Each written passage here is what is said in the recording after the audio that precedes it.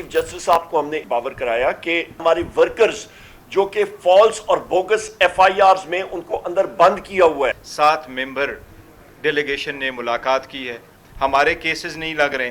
खान साहब का हमने पूरी तफसील के साथ उनको कहा, मुल्क में इस वक्त अमलन आइन और कानून नहीं है, तो इस वक्त हमारे सामने ये एक सरेआम निज़ाम अदल को इस्तेमाल किया जा रहा है एक आला कार के तौर से। वजीर आजम के बाद पीटीआई वक्त की भी चीफ जस्टिस से मुलाकात। न्यूज कॉन्फ्रेंस में उमर अयूब ने कहा, चीफ जस्टिस को बताया हमारे रहनुमाओं को झूठे मुकदमात में फंसाया गया। बानी से मुलाकातें न होने का मामला भी उठाया, बताया समाज की तारीखें नहीं बताई जाती। बैरिस्टर गौहर बोले, चीफ जस्टिस को बताया अदालती अहकामात पर अमल नहीं होता। सलमान अकरम राजा ने कहा, निज़ाम अदल आलाकार के तौर पर इस्तेमाल हो रहा है, नोटिस ना लिया तो अवाम एहतजाज पर मजबूर होंगे।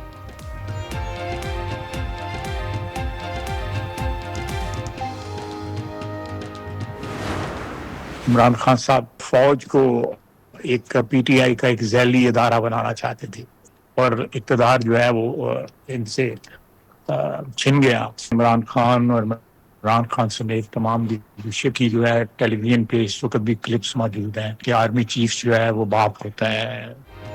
बानी चाहते थे फौज इनकी जमात का ज़ेली इदारा बन जाए। वज़ीर दिफा ख्वाजा आसिफ की लफ्ज़ी वार, कहा बानी ने आर्मी चीफ को कौम का बाप करार दिया, जिसको बाप कहते थे इसी के बारे में बदजुबानी करते हैं।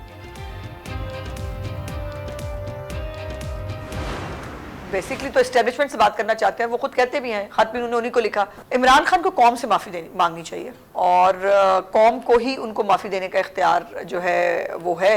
अदालतें उनके लिए आउट ऑफ द वे बहुत उनको रिलीफ देती रहती हैं। उनके खाने पीने से लेकर उनकी मुलाकातों से लेकर हर चीज़ का ध्यान जो है वो अदालतें रखती हैं।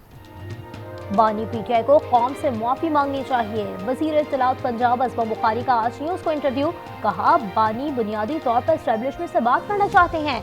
जो शख्स पाकिस्तान से दुश्मनी करता हो उसे कौन माफी देगा।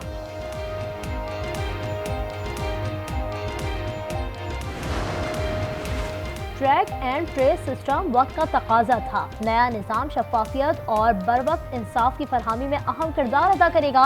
वज़ीर आज़म शहबाज शरीफ का तकरीब से खिताब, कहा साइलिन और दरख्वास्त गुजार शफाफ और तेज तर इंसाफ के ख्वाह थे। एफबीआर में सिस्टम मुतारिफ कराने का मकसद वाजिबुल अदा टैक्स का हुसूल था।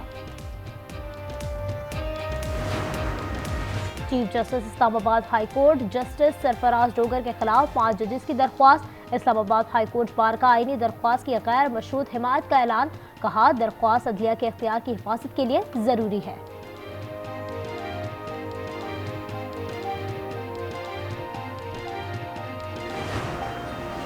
मुतनाज़ा पैका कानून के खिलाफ सहाफ़ियों का लाहौर प्रेस क्लब के सामने एहतजाज जारी। सहाफ़ियों और सिविल सोसाइटी के अरकान की बड़ी तादाद मुज़ाहिरे में शरीक। Army chief general Asim Munir का दौरा बरतानिया। सिपह सलार ने ब्रिटिश आर्मी के मुख्तलिफ सिस्टम और AI टेक्नोलॉजी का मुशाहिदा किया। बरतानवी फौज के मॉडर्नाइजेशन प्लान पर ब्रीफिंग। कराची में मुस्तफ़ा आमिर की कब्र कुशाई, DNA के लिए नमूने ले लिए गए। पुलिस सर्जन डॉक्टर समिया का कहना है लाश बहुत ज्यादा जली हुई है, मौत की वजह का तयन नहीं हो सकेगा। DNA की रिपोर्ट 3 से 7 दिन में आ जाएगी।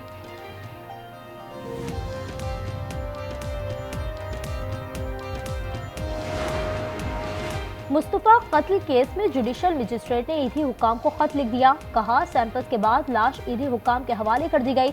रिपोर्ट मुस्बत हुई तो लाश लवाहिकीन के हवाले की जाएगी, वरना दोबारा लावारिस कब्रिस्तान में तदफीन होगी।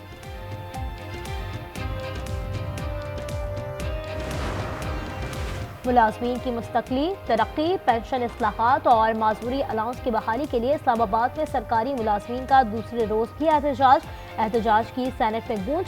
शहरी रहमान ने कहा सरकारी मुलाजमीन अपना हक मांग रहे हैं। वजीर कानून आजम नज़ीर तारा ने कहा सेक्रेटेरिएट को यरकमाल बनाना मुनासिब नहीं।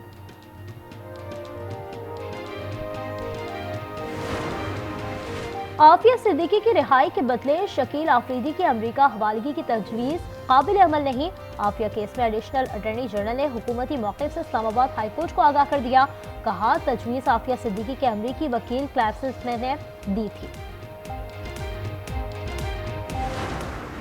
चीज़ के लिए बाहर गया, पानी की बोतल उठाई के पानी भरने जाऊंगा, पानी नहीं है गली में। कल पानी लेके आए और पीछे ट्रक ने वहाँ से उसको रिवर्स में कुचल दिया उसको। कराची में 10 साला साइम के लवाहिकीन गम से निढाल, इंसाफ का मुतालबा। कैफे प्याला के करीब साइम फिल्टर प्लांट से पानी भरकर जा रहा था, फिर टैंकर ने रोक दिया। डंपर नजर आतिश केस में अफाक अहमद की जमानत, सुरजानी में दर्ज मुकदमे में गिरफ्तार।